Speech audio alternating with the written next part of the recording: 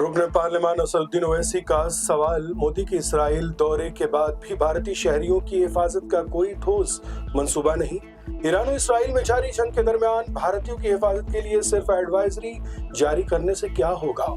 आप देख रहे हैं एवरी टाइम्स न्यूज। नजर डालते हैं खबर की तफसील पर। ईरान पर इसराइल और अमेरिका की जानिब से किए गए हमले के बाद ईरान ने कहा है कि वो इसराइल और अमेरिका के हालिया हमलों का सख्त जवाब देगा।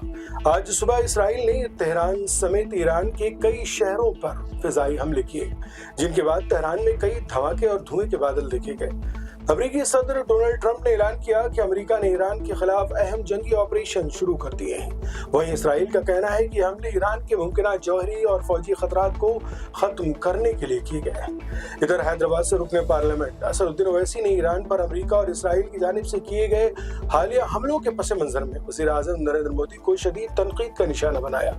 ओवैसी ने कहा कि हुकूमत सिर्फ एडवाइजरी जारी करने तक महदूद न रहे, बल्कि ईरान में मुकीम भारतीय शहरियों की फौरी और महफूज वापसी को यकीनी बनाए। ओवैसी ने वज़ीर आज़म के इसराइल दौरे का हवाला देते हुए सवाल किया कि इस दौरे के बाद भारत के कौमी मफादात को क्या फायदा पहुंचा और मौजूदा हालात में हुकूमत की सफारती हिकमत अमली क्या है। US and Israel attack major combat operation का अनाउंसमेंट ट्रंप ने किया है। ईरान के खिलाफ मिसाइल अटैक भी चल रहा है, उसको लेकर क्या कहें? देखिए, सबसे बड़ी बात यह है कि देश के प्रधानमंत्री वज़ीर आज़म का जो इज़राइल का दौरा था वो बड़ा अनटाइमली था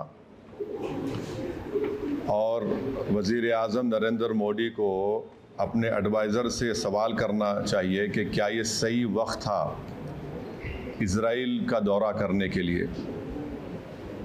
अगर वज़ीर आज़म का एयरक्राफ्ट मिड एयर में होता और इस तरह का हमला होता तो फिर इसका जिम्मेदार कौन होते।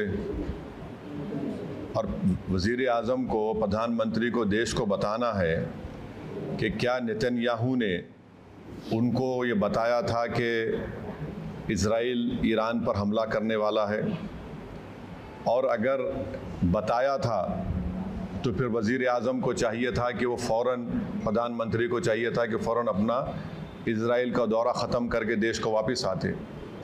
मैं इसलिए कह रहा हूं कि अटल बिहारी वाजपेयी 1979 में चाइना गए थे और जब वियतनाम पर हमला हुआ अटल बिहारी वाजपेयी वापस आ गए देश को।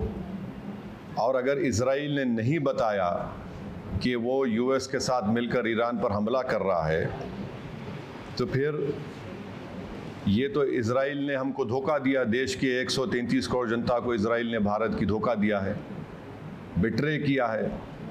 उन्होंने प्रधानमंत्री के विज़िट को इस्तेमाल किया है ईरान पर अपने एक वल्गर अटैक के लिए, और उन्होंने प्रधानमंत्री के विज़िट को इस्तेमाल किया है ईरान पर हमला करने के लिए, और जो जेनोसाइड उन्होंने फ़लस्तीनियों का किया है गाज़ा में उसको कवर अप करने के लिए।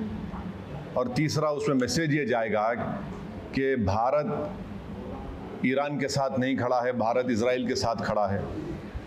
और भारत को क्या हासिल हो रहा है इस हमले से, बताइए? कुछ फ़ायदा हुआ भारत को इस हमले से? छठी बात यह है कि 10 मिलियन भारत के नागरिक गल्फ़ कंट्रीज़ में रहते हैं। 10 मिलियन। उस देश के आम नागरिक पर क्या मैसेज जाएगा कि प्रधानमंत्री मोदी के विज़िट के ख़त्म होने के फ़ौरन बाद इज़राइल ने ईरान पर हमला किया। अब आप देखिए, बहरीन में हमला हो गया, क़तर में हमला हो गया, हाँ, सऊदी अरेबिया पे हमला हो सकता है।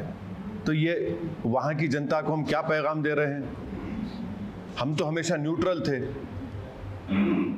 देश के प्रधानमंत्री को और बीजेपी को समझना चाहिए कि हमारी 80 साल की जो लेगेसी थी कि हम न्यूट्रल थे इस मामले में, आज उसका क्या हो गया बताइए।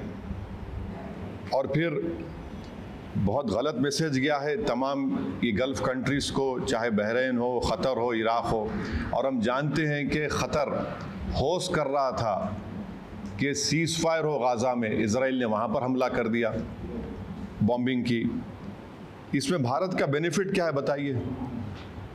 और प्रधानमंत्री के साथ जो आपकी बरादरी मीडिया के लोग गए थे कवर करने के लिए, वो भी फंसे हुए इजराइल में। अब उनका क्या होगा? तो ये जो, और लार्जर पॉइंट ये है कि यूएस पे अब कौन भरोसा करेगा? आप बातचीत भी कर रहे और हमला भी कर दे रहे आप। तो ये सवालात हैं जिससे देश के प्रधानमंत्री को, बरसर इख्तियार जमात को, बीजेपी को इसका जवाब देना पड़ेगा।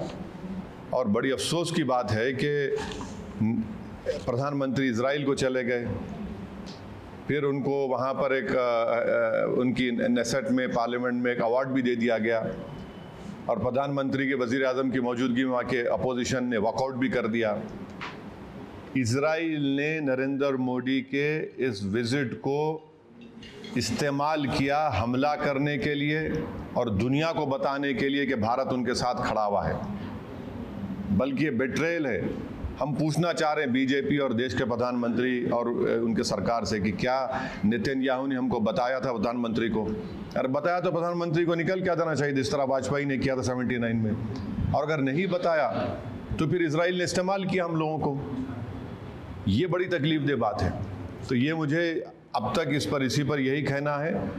हम उम्मीद करते हैं कि जो 50,000 अभी भी भारत के नागरिक ईरान में है और 10,000 इजराइल में है, उनको वापस लाया जाए। सिर्फ एडवाइज़र इशू कर दिया आप बताइए, प्रधानमंत्री गए हैं वहाँ, 10,000 अभी भारत के नागरिक इजराइल में है, 50,000 अभी ईरान में है, 10 मिलियन पूरे जीसीसी कंट्रीज़ में है।